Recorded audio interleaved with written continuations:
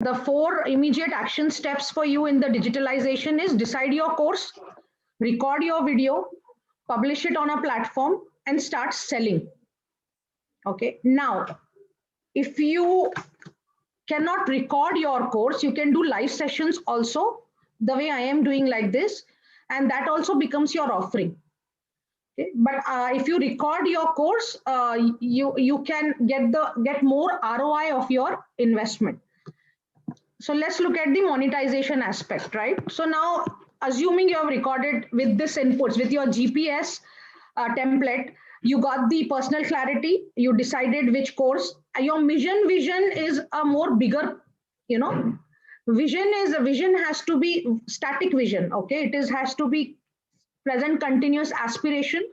Your mission will be doing part of vision. Values will attract your tribe, your customers, and that is beyond your course. But for each course that you think you can digitize, I recommend you to create your USP. I recommend you to create your target audience, and for each course do the gain and benefit, the pain and gain and system, that you have to do course specific, right? You may have 10 courses aligning to your mission and vision, right? So for each course, identifying the target audience, identifying the pain of that particular who need those course, and once you get the gain, you will be creating a content bank out of it. 100 question content bank that will not only help you build your influence, but now you will need a social media calendar, and that has to be a strategy to how to do that, right? And then from there will also come your 3-day course content. What should go in that, what people need and not what you think people need. So when you do this 21-day influence building or 30-day 1-month influence building, then you will get lot more insights on what should go into your 3-day high converting course, right? So that is all what we have discussed, those and all those templates you have now.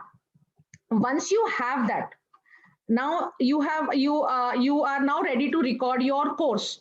Record it and upload it in the learning management system or in YouTube or in a video hosting platform like Vimeo. Okay.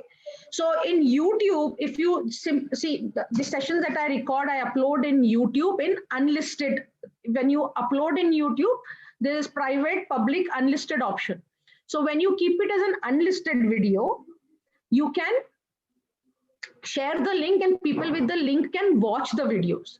Now only challenge is if whoever has the link, if they start sharing that link, then that is a challenge with YouTube.